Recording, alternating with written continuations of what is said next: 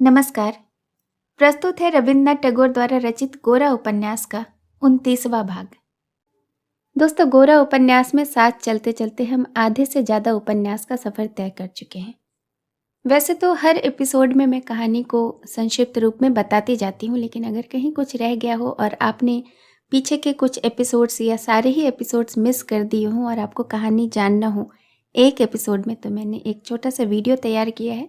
ऊपर आई बटन पर इसका लिंक दे रही हूँ, नीचे डिस्क्रिप्शन बॉक्स में भी गोरा भाग 1 से भाग 21 तक वाले वीडियो को आप क्लिक करके देख सकते हैं। तो भाग 21 तक की सारी कहानी बहुत ही संक्षिप्त में मैंने उसमें एक्सप्लेन की हुई है। वहाँ से अगर आप सुनेंगे तो कहानी आपको पता चल जाएगी कि कहानी ने कहाँ कहाँ किस किस तरह का मोड़ लिया, और आप कहानी से अपने आप को आगे भी बहुत ज़्यादा अच्छे से कनेक्ट कर पाएंगे। तो ज़रूर सुनिए अगर आपने मिस कर लिया हो तो। अभी फ़िलहाल हम लोग आगे की कहानी की तरफ बढ़ते हैं। आगे बढ़ने के पहले जानते हैं कहानी अब तक। गोरा जिस वक्त सुचारिता के विचारों से अपने आप को दूर करने के लिए यात्रा पर निकल पड़ा था, उस वक्त वह अपने मन से उसे भुलाने में लगभग कामयाब सा हो गया था। परंतु जब वह जेल गया, तब वहां के एकांतपन में उसे सुचारिता से उसका नया परिचय हुआ। एक तरह से कहा जाए तो वहां सुचारिता ही उसकी साथी थी। इन सब बातों को याद करके गोरा विनय तथा अन्य लोगों के प्रति मन ही मन झुक रहा था। गोरा अपने विचारों पर खुद भी चकित हो रहा था। जेल से छूटकर आने के बाद सुचरिता स्वयं गोरा से मिलने उसके घर आती है और आनंदमयी विनय और गोरा से बातचीत करते करते उन दोनों के बीच पहली मुलाकात की झिझक मिट जाती है। जाते समय सुचरिता विनय को अपने घर आमंत्रित करती है। विनय जब सुचारिता के घर जाता है तब हरिमोहिनी से उसकी भेंट होती है। हरिमोहिनी जब परेश बाबू के घर में रहती थी तब विनय से बहुत अधिक स्नेह रखती थी, परंतु अब जब वह अपने घर आ गई है तो वह नहीं चाहती कि बहुत लोग उनके घर आना जाना करें। सुचारिता को भी वह बिल्कुल अपने ढंग में बांधे रखना चाहती है। अखबार में विनय और ललिता के संबंध में जो अफवाहें निकली हैं उसी पर सुचारिता विनय से चर्चा करना चाहती है। वह ललिता को भी उसी समय वहां बुलवाती है और खुद स्नान करने के बहाने से चली जाती है। ललिता जब आती है तब सिर्फ विनय को वहां पाकर झिझक जाती है और साथ ही साथ खिंच भी जाती है। दरअसल जब से गोरा जेल से छूटकर वापस आया है, ललिता को लगता है कि विनय सिर्फ गोरा का भक्त है और कुछ भी नहीं। इसी वजह से वह विनय से चिढ़ने लगती है। वह बिना कुछ कहे वहां से चली जाती है, जिससे विनय बहुत आहत हो जाता है। हरिमोहिनी उसे खाना खिलाते खिलाते कहती है कि वो जब हिंदुओं का कोई नियम ही नहीं मानता तो ब्रह्म हो जाने में उसे क्या बुराई है। विनय आहत हो जाता है। उसे ऐसा लगता है कि इन सारे प्रकरणों में वह कहीं न कहीं रह गया है। गोरा के निकट उसे अपना पुराना स्थान पाना उसके लिए कठिन लग रहा था। उधर ललिता उसे दूर धकेल रही थी। हरिमोहिनी के साथ उसका संबंध विच्छेद होने लगा था। वरदा सुंदरी परेश बाबू के घर में भी अब उसके लिए कोई जगह नहीं रह गई थी। उसे समझ में नहीं आता था कि वह किधर जाए। वह एक तालाब के पास जाकर एकांत बैठ जाता है और आत्मविश्लेषण करने लगता है। उसे ऐसा लगता है कि वह दो नावों पर पांव रखकर नहीं चल सकता, एक किनारा उसे पकड़ना ही होगा। इसी समय सतीश वहां आ जाता है और उसे खींचकर अपने घर ले जाता है। वहां उसकी मुलाकात परेश बाबू से होती है। मन की अजीब सी दशा होने के कारण वो परेश बाबू से बिना सोचे समझे यह कह बैठता है कि जब मैं हिंदू समाज के नियमों को रोज रोज तोड़ता ही रहता हूँ, तब मैं समझता हूँ कि मुझे ब्रह्म समाज में ही अपना आश्रय बना लेना चाहिए। मैं दीक्षा लेना चाहता हूँ। परेश बाबू उसके मन की दशा समझ जाते हैं और उसे आराम से इस विषय पर विचार करने को कहते हैं। लेकिन विनय कहता है कि वह बहुत दिनों के तर्क वितर्क के बाद इस दृढ़ सिद्धांत पर पहुंच सका है। वरदा सुंदरी जब यह बात सुनती है तो खुश हो जाती है। वो चाहती है कि विनय जल्द से जल्द, इसके पहले कि वो अपने विचार को बदल दे, दीक्षा ले ले। 2 दिनों के बाद ही यानी रविवार के दिन दीक्षा लेने का दिन निश्चय होता है। क्योंकि हरान बाबू ब्रह्म समाज के एक प्रतिष्ठित व्यक्ति हैं, इसलिए उनका मत भी जानना परम आवश्यक हो जाता है। वरदा सुंदरी हरान बाबू को खबर भिजवा देती है कि विनय दीक्षा लेना चाहता है। हरान बाबू ललिता को भड़काते हैं कि विनय का चित्त कभी भी स्थिर नहीं रहता, वह कभी इधर और कभी उधर रहता है। ऐसे में उसका दीक्षा लेकर ब्रह्म समाज में आना क्या उचित होगा। ललिता उसे 2 टूक जवाब देकर वहां से चली जाती है। हरान बाबू की बात से वरदा सुंदरी विचलित हो जाती है। वह किसी भी तरह विनय को नहीं छोड़ना चाहती। उन्होंने हरान बाबू से ऐसी उम्मीद कभी नहीं की थी। उनका मन हरान बाबू की तरफ से खिन्न हो जाता है। विनय ने जब यह सोचा कि दीक्षा की प्रक्रिया में हरान बाबू के सामने उसे आवेदन करना होगा, तब वह चिंतित हो उठता है। वह उदास अपने कमरे में जाकर लेट रहता है। इसी समय वरदा सुंदरी सतीश को लेकर विनय से मिलने उसके घर आ जाती है। वरदा सुंदरी इस अवसर को किसी भी तरह अपने हाथ से नहीं जाने देना चाहती।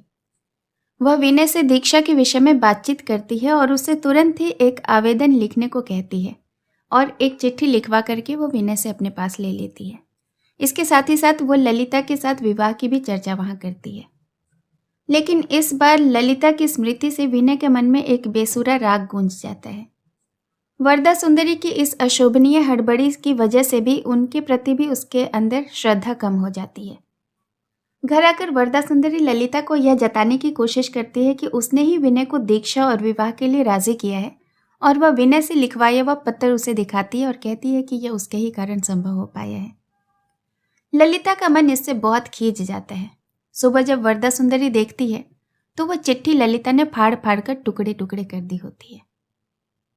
इधर सुचारिता के घर गोरा उससे मिलने पहुंचता है। विनय के धर्म परिवर्तन और ब्रह्म दीक्षा, इन दोनों की काफी चर्चा वहां होती है। गोरा के आने से सुचारिता पहले तो झिझक रही होती है और बाद में खुल करके उससे चर्चा करने लगती है। अंत में सिर्फ गोरा ही बोलता रह जाता है और सुचारिता बस उसे देखती रह जाती है। गोरा कहता जा रहा था और सुचारिता सुनती जा रही थी। गोरा के टोकने पर वह लज्जित हो जाती है और बोलती है कि वो उसकी बातें समझने की पूरी कोशिश कर रही है। उसे ऐसा लग रहा था कि वो गोरा की बात बस सुनती नहीं बल्कि देख भी पा रही है। इसी बीच हरान बाबू वहां आ जाते हैं और वो गोरा की उपस्थिति में सुचारिता पर अपना हक दिखाने की बहुत कोशिश करते हैं, लेकिन सुचारिता उनके सारे प्रयास को विफल कर देती है। वह गोरा को जता देती है कि गोरा ही उसके लिए अधिक महत्वपूर्ण व्यक्ति है। गोरा और हरान बाबू के बीच विनय की दीक्षा वाली बात पर गर्मागर्मी हो जाती है। सुचारिता का रुख देखकर हरान बाबू को यह भय हो जाता है कि कहीं गोरा के प्रभाव में आकर सुचारिता ब्रह्म समाज से विमुख न हो जाए। गोरा सुचारिता को यह समझाता है कि इस सौर्य मंडल में तुम्हारा भी एक निश्चित स्थान है। गोरा फिर से वापस आने का वादा करके वहां से चला जाता है।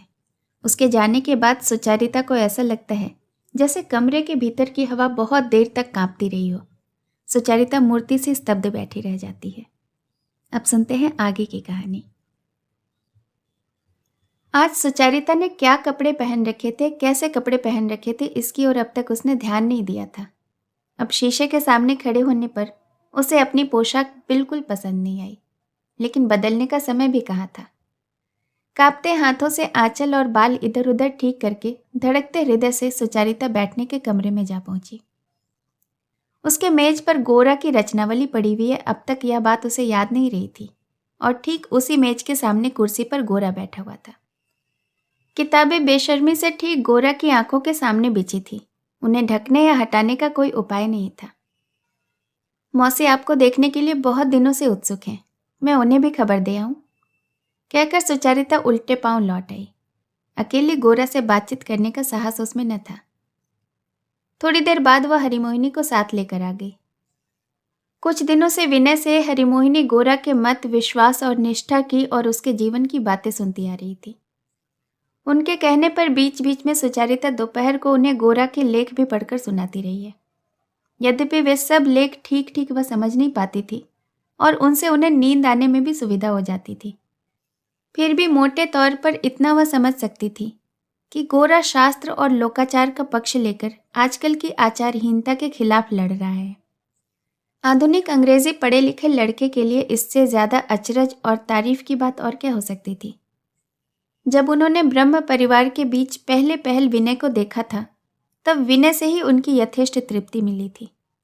किंतु धीरे धीरे उसका अभ्यास हो जाने के बाद जब उन्होंने अपने घर पर विनय को देखा, तब उसके आचार की कमियां ही उन्हें ज्यादा अखरने लगी। विनय पर वह बहुत कुछ निर्भर करने लगी थी, इसलिए उसके प्रति उनका धिक्कार भी प्रतिदिन और तीव्र होता जाता था और इसीलिए गोरा की प्रतीक्षा वह बड़ी उत्सुकता से कर रही थी। एक नज़र गोरा की ओर देखते ही हरिमोहिनी चकित हो गई। हाँ, यह होता है ब्राह्मण, जैसे बिल्कुल होम की अग्नि हो, जैसे साक्षात शुक्रकाय महादेव। उनके मन में ऐसे भक्ति रस का संचार हुआ कि जब गोरा उन्हें प्रणाम करने के लिए झुका तब उसे ग्रहण करते वह झिझक गई। हरिमोहिनी ने कहा, तुम्हारी बात बहुत सुनती रही हूँ बेटा, तुम ही गौर हो, गौर ही तो हो। आज आंखों से देख लिया। कैसे तुम्हें कोई जेल में डाल सका, मैं तो ये सोच ही नहीं पा रही हूँ। हंसकर गोरा ने कहा, आप जैसे लोग अगर मजिस्ट्रेट होते तो जेल में सिर्फ चूहे और चमगादड़ ही रहते। हरिमोहिनी ने कहा, नहीं बेटा, दुनिया में चोर जुआरियों की क्या कमी है, लेकिन मजिस्ट्रेट की क्या आंखें नहीं थीं? तुम कोई ऐसे वैसे आदमी तो नहीं हो, तुम तो भगवान के आदमी हो, यह तो तुम्हारे चेहरे की ओर देखने से पता लग जाता है। जेल है क्या इसीलिए उसमें किसी को भी भर देना होगा? बाप रे, यह कैसा न्याय है। गोरा ने कहा, आदमी के चेहरे की ओर देखने से उन्हें कहीं भगवान का रूप न दिख जाए, इसीलिए मजिस्ट्रेट को लगा कि सिर्फ कानून की किताब की ओर देखकर ही फैसला करते हैं। नहीं तो लोगों को कोड़े, जेल, काला पानी, फांसी की सजा देकर क्या उन्हें नींद आती या कुछ खाते बनता? हरिमोहिनी ने कहा, मुझे तो जब फुर्सत मिलती है राधा रानी से तुम्हारी किताबें पढ़वा कर सुनती हूँ। कब तुम्हारे अपने मुंह से अच्छी अच्छी बातें सुन सकूंगी, इतने दिनों से यही साध लगाए बैठी थी। मैं मूर्ख अनपढ़ औरत हूँ, बड़ी दुखिया हूँ, सब बात समझा भी नहीं सकती और सब बातों में चित्त भी नहीं लग सकता। पर बेटा, तुमसे कुछ ज्ञान पा सकूं इसका मुझे पूरा विश्वास है। गोरा ने उनकी बात का खंडन नहीं किया, चुप रह गया। हरिमोहिनी बोली, बेटा तुम्हें आज कुछ खाकर ही जाना होगा। तुम जैसे ब्राह्मण लड़के को मैंने बहुत दिनों से नहीं खिलाया है। आज जो कुछ है उसी से मुंह मीठा कर लो, लेकिन एक दिन तुम्हारे लिए निमंत्रण पक्का रहा। इतना कहकर हरिमोहिनी खाने की कुछ व्यवस्था करने चली गई तो सुचरिता को फिर से घबराहट होने लगी। एकाएक गोरा ने बातचीत शुरू कर दी। विनय आपके यहाँ आया था? सुचरिता ने कहा, हाँ। गोरा ने कहा, उसके बाद मेरी विनय से भेंट तो नहीं हुई, लेकिन जानता हूं कि वह क्यों आया था। गोरा कुछ रुका, सुचरिता चुप रही। गोरा ने कहा, आप लोग जो ब्रह्म मतानुसार विनय का विवाह कराने की कोशिश कर रही हैं, यह क्या अच्छा कर रही हैं? इस ताने से सुचरिता के मन में लज्जा और संकोच की जड़ता एकाएक दूर हो गई।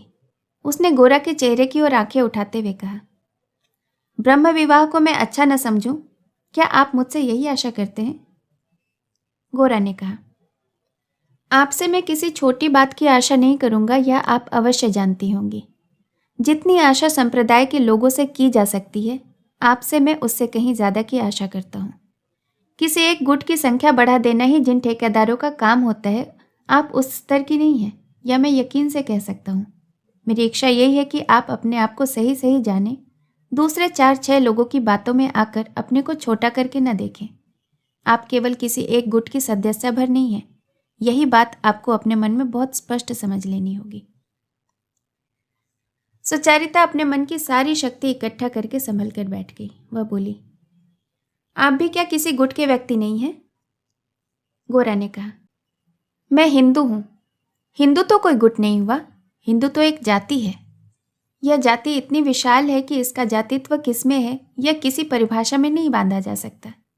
समुद्र जैसे उसकी लहर नहीं है, वैसे ही हिंदू कोई गुट नहीं है। सुचरिता ने कहा, हिंदू अगर गुट नहीं है तो इतनी गुटबंदी क्यों होती है? गोरा ने कहा, किसी आदमी को यदि मारने जाए तो क्या वह अपना बचाव नहीं करता? उसमें प्राण है, इसीलिए तो सब तरह से आघात सहकर तो पत्थर ही चुप खड़ा रह सकता है। सुचरिता ने कहा, जिसे मैं धर्म कहकर जानती हूं, उसे अगर हिंदू आक्रमण करना समझे तो ऐसी हालत में आप मुझे क्या करने को कहेंगे? गोरा ने कहा, तब मैं आपको कहूंगा कि जिसे आप धर्म समझ रही हैं, वह अगर हिंदू जाति नाम की इतनी बड़ी विराट सत्ता को एक कष्ट देने वाला आक्रमण जान पड़ता है, तो आपको अच्छी तरह से सोचकर देखना चाहिए कि कहीं आप में कोई भ्रम, कोई अंधता तो नहीं है, कि आपने सब ओर से सब तरह से विचार कर लिया है या नहीं। गुट के लोगों के संस्कार को केवल होड़ या आलस्य के कारण सत्य मानकर इतना बड़ा उपद्रव करने को तैयार हो जाना उचित नहीं है। चूहा जब जहाज के तल में बिल खोदने लगता है तब वह अपनी सुविधा और प्रवृत्ति की ही सोचता है। वह यह नहीं देखता कि इतने बड़े आश्रय में छेद करने से उसे जितनी सुविधा होगी उसकी तुलना में सबको कितना बड़ा नुकसान होगा। इसी तरह आपको भी यह सोचकर देखना होगा कि क्या आप केवल अपने गुट की बात सोच रही हैं या कि पूरी मानवता की। समूची मानवता से क्या अभिप्राय है यह आप समझती हैं? उसमें कितनी तरह की प्रकृतियां हैं, कैसी कैसी प्रवृत्तियां हैं, क्या क्या ज़रूरतें हैं। सभी मनुष्य एक ही मार्ग पर, एक ही स्थान पर नहीं खड़े हैं। किसी के सामने पहाड़ है, किसी के सामने समुद्र, किसी के सामने जंगल। फिर भी किसी के लिए बैठने का अवसर नहीं है। सभी को आगे बढ़ते जाना है। आप केवल अपने ही गुट के नियमों को सभी पर लागू करना चाहती हैं। आंखें बंद करके मान लेना चाहती है कि मनुष्यों के बीच कोई वैचित्र्य नहीं है, कि सभी ने केवल ब्रह्म समाज के बही में नाम लिखाने के लिए संसार में जन्म लिया है। तब फिर जो दस्यु जातियां दुनिया की सभी जातियों को युद्ध में पराजित कर अपना एक छत्र राज्य फैलाने में ही दुनिया का कल्याण समझती हैं, जो अपनी ताकत के गुरूर में यह नहीं मानती कि दूसरी जातियों की विशेषताएं भी विश्व के हित के लिए मूल्यवान हैं, उनमें और आप में अंतर ही क्या रह गया। सुचरिता थोड़ी देर के लिए सब बहस और तर्क भूल गई। गोरा के गंभीर स्वर की आश्चर्यजनक प्रबलता ने उसके सारे अंतःकरण को झंझना दिया। गोरा किसी एक बात को लेकर बहस करता रहा है, या जैसे वह भूल ही गई। उसके सामने केवल इतना ही सत्य रह गया कि गोरा बोल रहा है। गोरा कहता गया, भारत के 20 करोड़ लोगों को आपके समाज ने नहीं बनाया। इन 20 करोड़ लोगों के लिए कौन सा मार्ग उपयोगी है, कौन सा विश्वास, कौन सा आचार उनकी भूख मिटाएगा, उन्हें शक्ति देगा, यह तय करने का भार जबरदस्ती अपने ऊपर लेकर इतने बड़े भारतवर्ष को आप क्यों कर एक सा सपाट समतल कर देना चाहती हैं? इस असंभव काम में जितनी अड़चन आती है, उतना ही आप लोगों को सारे देश पर गुस्सा आता है और श्रद्धा होती है। जितना ही आप जिनका हित करना चाहते हैं, उससे अधिक घृणा करके उन्हें पराया बना देते हैं। फिर भी आप यह मानना चाहते हैं कि जिस ईश्वर ने मनुष्य को विचित्र ही बनाया है और विचित्र ही रखना चाहा है, उसी की आप पूजा करते हैं। अगर सचमुच आप लोग उसी को मानते हैं तो उसके विधान को आप लोग स्पष्ट क्यों नहीं देख पाते? क्यों अपने बुद्धि और अपने गुट के अहंकार में उस असल अभिप्राय को नहीं देख पाते? कुछ भी उत्तर देने की चेष्टा न करके सुचरिता चुपचाप गोरा की बात सुनती जा रही है। यह देखकर गोरा के मन में करुणा उपजी। थोड़ी देर रुककर उसने धीमे स्वर में कहा, मेरी बातें शायद आपको कठोर जान पड़ेंगी, लेकिन मुझे एक विरोध पक्ष का आदमी समझकर मन में विद्रोह का भाव न रखें। मैं अगर आपको विरोध पक्ष का समझता तो कोई बात ही न कहता। आपके मन में जो एक स्वाभाविक उदार शक्ति है, वह गुट की सीमा में बंधी जा रही है। इससे मुझे दुख होता है। सुचरिता के चेहरे पर लाली फैल गई। वह बोली, नहीं नहीं, आप मेरी परवाह बिल्कुल न करें। आप कहते जाइए, मैं समझने की कोशिश कर रही हूँ। गोरा ने कहा, मुझे इसके सिवाय और कुछ नहीं कहना है कि भारतवर्ष को आप अपनी सहज बुद्धि से, सहज मन से देखें, उसे प्रेम करें। भारतवर्ष के लोगों को आप यदि केवल अब्रह्म मानकर देखेंगी, उन्हें विकृत करके देखेंगी और उनकी अवज्ञा करेंगी, तब उन्हें बराबर गलत ही समझती रहेंगी। जहाँ से देखने पर उन्हें संपूर्णता से देखा जा सकता है, वहाँ से आप उन्हें देखेंगे ही नहीं। ईश्वर ने उन्हें मनुष्य बनाया है। वह तरह तरह से चलते हैं, उनके तरह तरह के विश्वास और संस्कार हैं, लेकिन सबके मूल में एक ही मनुष्यता है। सबके भीतर ऐसा कुछ है जो हमारी अपनी चीज़ है, जिसको सही सच्ची दृष्टि से देखने पर उसकी सारी क्षुद्रता और अधूरेपन का आवरण चीर कर एक आश्चर्यमय महान सत्ता आंखों के सामने आती है। बहुत दिनों की अनेक साधनाएं उसमें छिपी हुई हैं। उसकी राख में अब भी बहुत दिनों के होम की अग्नि जल रही है, और यही आग एक दिन आपके शुद्र देश काल से ऊपर उठकर सारी दुनिया में अपनी शिखा प्रज्वलित कर देगी। इसमें थोड़ा भी संदेह नहीं है। इसलिए भारतवर्ष के लोग बहुत दिनों से बहुत बड़ी बात करते आए हैं, बहुत बड़े काम करते आए हैं। वह सब एकाएक मिथ्या हो गया है, ऐसी कल्पना करना भी सत्य के प्रति अश्रद्धा है। वही तो नास्तिकता है। सिर झुकाए सुचरिता सुन रही थी। अब चेहरा उठाकर बोली, आप मुझे क्या करने को कहते हैं? गोरा ने कहा, और कुछ नहीं कहता, मात्र इतना ही कहता हूं कि आपको यह सोचकर देखना चाहिए कि हिंदू धर्म माँ की तरह अनेक मत विश्वासी लोगों को अपनी गोद में लेने का प्रयत्न करता रहा है। अर्थात दुनिया में केवल हिंदू धर्म ने मनुष्य को मनुष्य कहकर जाना है, लेकिन गुट का व्यक्ति नहीं समझा। हिंदू धर्म मूढ़ को भी मानता है, ज्ञानी को भी मानता है, और ज्ञान की भी केवल एक मूर्ति को नहीं मानता, उसके अनेक प्रकार के विकास को मानता है। क्रिश्चियन वैचित्र को स्वीकार नहीं करना चाहते। वे कहते हैं एक तरफ क्रिश्चियन धर्म और दूसरी तरफ अनंत विनाश, और इसके बीच कोई विचित्रता नहीं।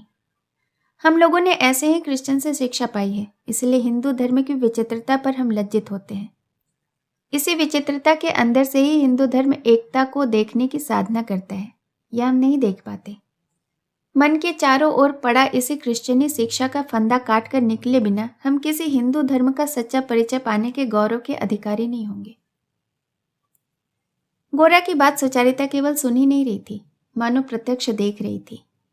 गोरा की आंखों में भविष्य की जो ध्यान मूर्ति बसी हुई थी, उसके शब्द से वही मानो सुचारिता के सामने प्रकट हो रही थी।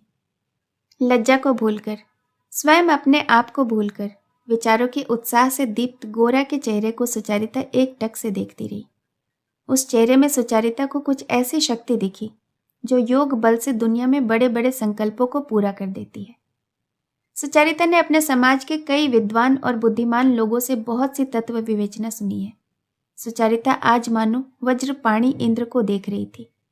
उसके वाक्य जब प्रबल मंद स्वर से कानों पर आघात करके उसके अंतस को स्पंदित कर रहे थे, तब साथ ही साथ उसके रक्त में मानो बिजली की तीव्र लहर भी क्षण क्षण पर नाच उठती थी। गोरा के मत से उसका मत कहाँ कितना मिलता है या नहीं मिलता, यह स्पष्ट तौर से देखने की शक्ति सुचारिता में न रही। इसी समय सतीश ने कमरे में प्रवेश किया।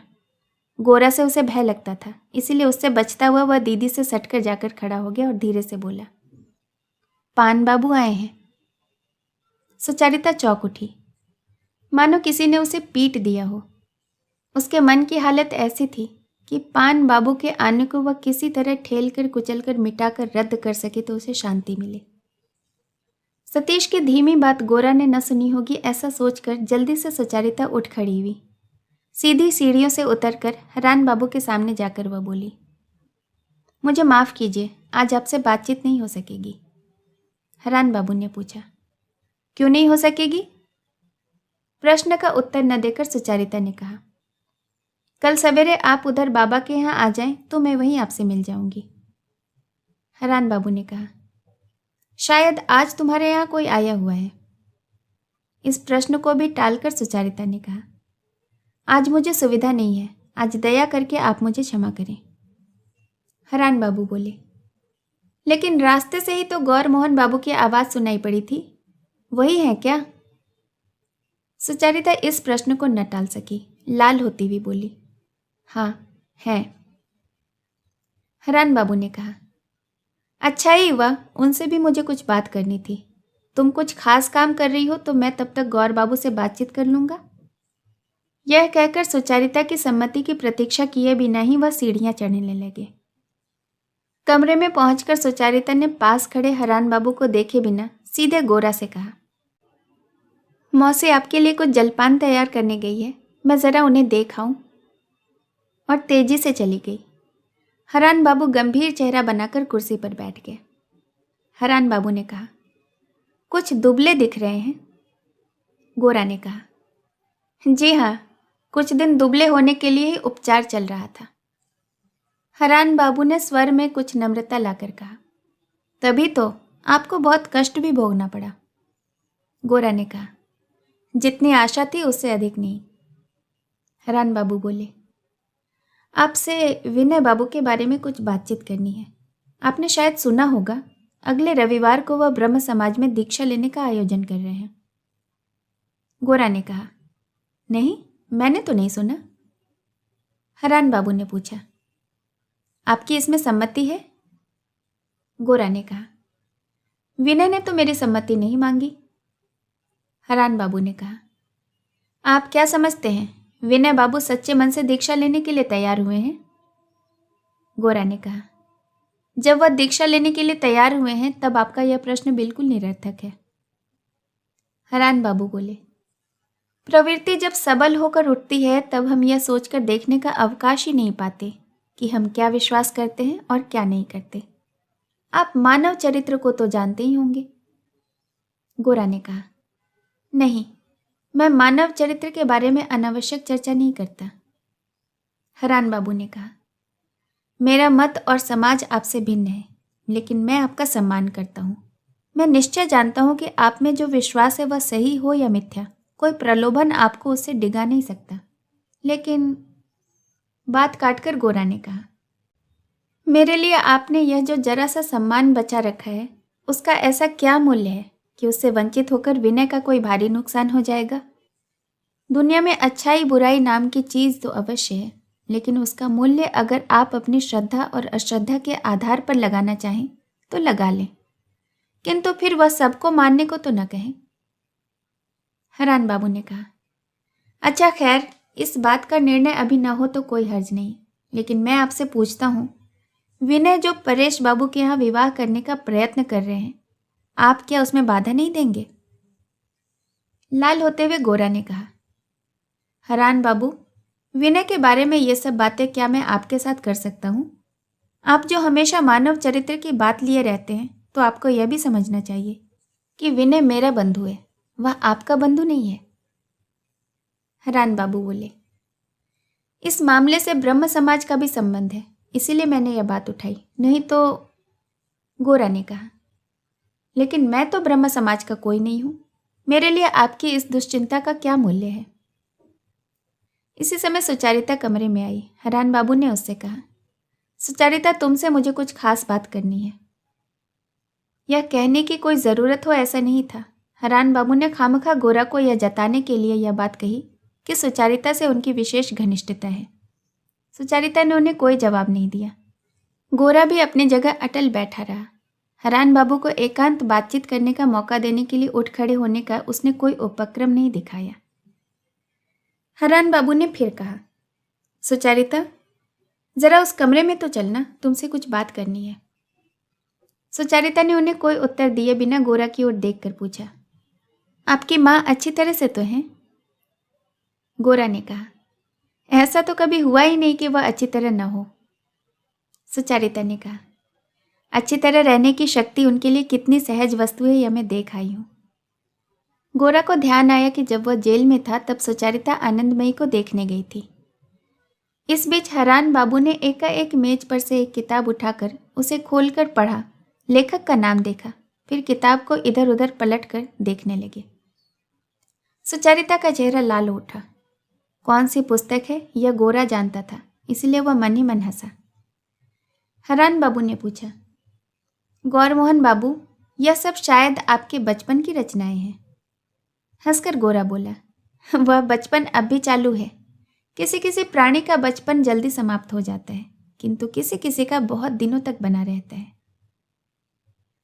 कुर्सी से उठते हुए सुचारिता ने कहा, गौरमोहन बाबू, आपके लिए जलपान तैयार हो गया है, आप जरा उस कमरे में चलिए।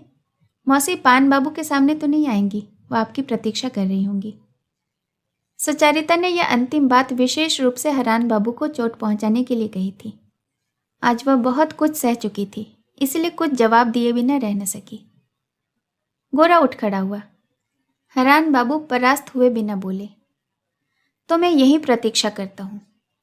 सुचारिता ने कहा, फिजूल प्रतीक्षा करने से क्या होगा, आज समय मिलना मुश्किल ही है। लेकिन हरान बाबू नहीं हिले। सुचारिता और गोरा कमरे से चले गए। इस घर में गोरा को देखकर और उसके प्रति सुचारिता का व्यवहार लक्षण देखकर हरान बाबू का मन अस्त्र संभालता हुआ सतर्क हो उठा। ब्रह्म समाज से सुचारिता क्या ऐसे विमुख हो जाएगी? उसको मर्यादित करने वाला क्या कोई नहीं? जैसे भी हो, उसका प्रतिरोध करना होगा। हरान बाबू एक कागज लेकर सुचारिता को चिट्ठी लिखने बैठ गए।